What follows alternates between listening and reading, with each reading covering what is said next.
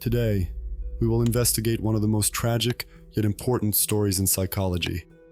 It's a story about a girl who spent 13 years of her life locked in darkness, chained by a straitjacket sewn by her own mother. As a result, her developmental timeline was brutally disturbed. Upon rescue, her mental age was equivalent to a 13-month-old baby. Even after decades of intense care and the efforts of experts, she never fully recovered and failed to acquire language. Yet, her case opened new doors into the study of language acquisition. The story of Genie begins with her father, Pearl Wiley, who upon birth was cursed to be a lost soul. Wiley grew up all around foster homes, as his father died early in life and his mother worked at a brothel. The lack of a father figure in Wiley's life was only exacerbated by the fact that his mother gave him a feminine name. It became the object of constant belittling and bullying that he experienced during his stays in foster homes and orphanages. Later in life, he changed his name to Clark in an attempt to mask his agonizing past. Despite such circumstances, he managed to forgive his mother and create a strong bond with her. Wiley married Irene Oglesby, who was 20 years younger than him. Sometime after the marriage, Irene suffered a head trauma, which left her mentally unstable and essentially blind. Although Wiley couldn't stand children, Irene gave birth to 4. The first passed away from pneumonia. She caught it in a cold and dark garage where Wiley would lock her in an attempt to silence her cries. The second child passed away from an autoimmune disease just 2 days after birth. The third child was a son named John, who was taken away at the age of 4 by Irene's mother, as he was constantly abused by Wiley. However, John returned home several months later. The fourth child was Genie. Now that we know what kind of person was Genie's father, we can dive into her terrifying life. Genie was born in 1957, about 5 years after her brother John. Genie required a blood transfusion after birth, but otherwise was completely healthy. However, at 3 months of age, a doctor diagnosed her with a dislocated hip. To mitigate the diagnosis, she was required to wear a fracas pillow, a type of splint that heavily restricts movement.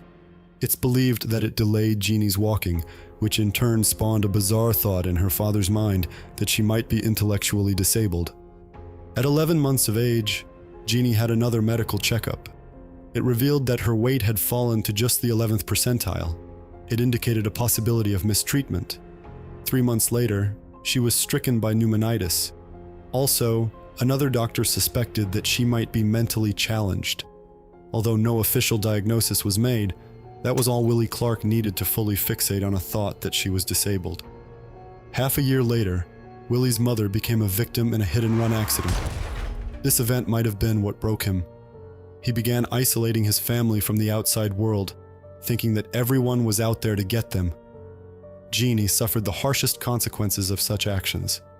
Believing that she's disabled, Clark thought that she needs additional security. Security is a good thing, but Clark's concept of it was a bit peculiar, to say the least. He kept Genie locked alone in a separate room with blacked-out windows. Later, he ordered Irene to sew a harness, which was more of a straitjacket, that completely immobilized Genie. For 13 hours a day, he kept her in that harness tied to a child's toilet.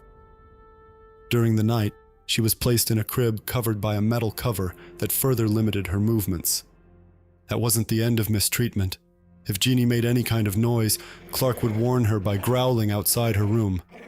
If she kept making noise, he would enter the room and unleash his inner fury. Clark would bark at her, and he even grew out his nails to scratch her. One specialist proposed that Clark's will to protect Genie was so strong that he impersonated a guard dog. Nonetheless, it caused abuse and trauma to Genie. She developed an extreme phobia of dogs and cats that lasted decades after the fact. Willie Clark not only despised infant cries, but all audio stimuli. Because of that, there was no radio or TV in the household. He also forbade his wife, Irene, and son, John, from talking any louder than mere whispers. It resulted in Genie being restricted not only movement-wise, but also hearing-wise. Audio stimulus is extremely important for healthy development and is critical for language acquisition. Genie was not only denied of stimuli, but also of nutrition. Clark didn't give her solid foods and only fed her baby food and liquids. It wouldn't be that bad if he fed her properly, but reportedly, he would pour the food into her mouth. In case she choked, he would smash her face into the food, leaving her no other choice but to swallow it involuntarily. Clark didn't allow Genie and Irene to leave the household. He only let John go to school, but neither did he escape the abuse of his father. John became Clark's right-hand man, often carrying out his orders for abusing Genie. Decades later, in the first ever interview, John said, "I am a living, dead man." While John didn't get any help or treatment after his horrifying childhood, Genie was saved when she was 13 years old. In October 1970, Irene fled the home with Genie while Clark was out of the house. She sought disability benefits for her blindness, but by accident entered the wrong building. It was a social center where they were met by a worker who saw Genie and thought that she was just 6 years old and was suffering from autism. However, upon questioning Irene and finding out the truth, she was shocked beyond belief. The social center called the police. Both of Genie's parents got arrested. Mr. Wiley? Yes. Why did you keep your daughter in a room? Mr. Wiley has no comment. No. And she was admitted to the Children's Hospital in Los Angeles. This story became the main headline of numerous news outlets for months to come. During the trial for child abuse, Clark took his own life, leaving 2 notes. One was directed to John and said, "Be a good boy. I love you." The other note said, "The world will never understand." The charges against Irene were dropped after the circumstances became clear. She was as much of a victim as Genie herself and was also admitted to a hospital. Genie stayed in the hospital for over 8 months. Doctors investigated her physical characteristics, which were heartbreaking. At the age of 13, she was merely 4 feet 6 inches tall. It's almost 8 inches less than an average 13-year-old girl. Her weight was even more upsetting, as she weighed only 59 pounds. Genie had a deformed bone structure that developmentally was more akin to an 11-year-old. Additionally, she had bruises all over her body and 2 full sets of teeth. Genie's motor skills were also underdeveloped. She couldn't walk upright, and her fine motor skills, which include small hand movements and coordination with eyes, were that of a 2-year-old. The most horrifying, however, was her mental age. After numerous tests, it was concluded that mentally, she's just 13 months old. Despite that, Wiley's concerns about Genie's mental disability were not confirmed, and it was believed that she was born with at least average intelligence. Such are the harsh consequences of a decade-long abuse. Genie's behavior was that of a lost creature. She moved hesitantly and would retract from physical contact. She also lacked self-awareness. Genie spat and blew her nose everywhere, took the personal possessions of others, and would openly pleasure herself without any sense of embarrassment. Although she showed interest in others and would sometimes engage in contact herself, Genie couldn't distinguish people and never formed any sort of attachment. Her communication skills were lacking, if any. She lacked any resemblance of facial emotion and non-verbal language. Additionally, she only understood up to 20 different words, but actively would only use 2 phrases, "no more" and "stop it." Such a case of extreme neglect and underdevelopment was unprecedented. Naturally, Genie became the subject of numerous scientific papers, primarily investigating language acquisition. You have probably heard that kids can learn languages way easier than adults do. Whether that's true or not is debatable, but it all stems from the critical period hypothesis. It states that humans acquire their first language rapidly during the first several years of life, called the critical stage. In case they fail to acquire the language during that span, it becomes virtually impossible to do so afterward. As Genie was already beyond the critical stage when she arrived at the hospital, her language remained incredibly limited. Although her language skills developed quickly in the first years after being admitted to the hospital, she never fully acquired English. It's noted that by 1975, which was 5 years after her rescue, Genie could name most objects she would encounter. However, her grammar development was significantly slower. She hardly used any grammatical structures, and her sentences remained short and lacked inflections. That being said, it's also been noted that her conceptual thinking was catching up with her actual age. She could understand long and complex sentences, even being capable of repeating them. Strangely, Genie misused the pronouns you and me and used them almost interchangeably. It suggests that she lacked the very concept of self and suffered from some type of depersonalization. Most interestingly, the researchers concluded that Genie was acquiring language in the right hemisphere, which is unusual.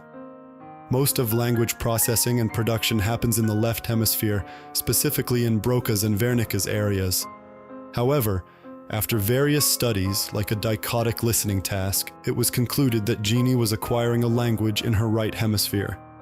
Despite her verbal language skills lacking, her nonverbal language improved tremendously and surprised the researchers.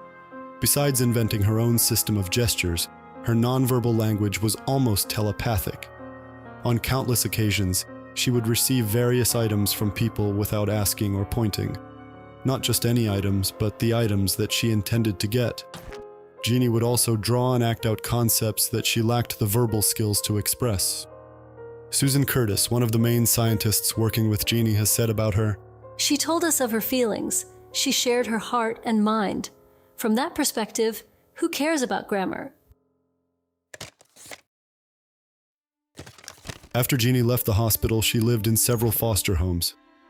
Although her mother, Irene, lost custody rights, they remained in contact. In 1975, Genie returned home to live with her. Sadly, Irene found her daughter's condition too troubled to properly take care of her. Just after a couple of months, Irene sought to find another foster home for Genie.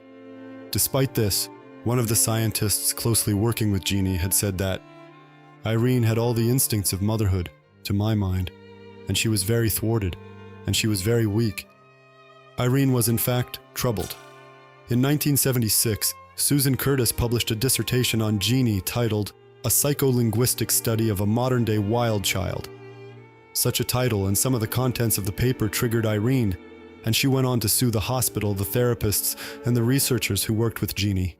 The lawsuit was eventually settled in 1984. From that point on, Genie was placed in state care somewhere in Los Angeles and is living a simple life in this type of establishment to this day.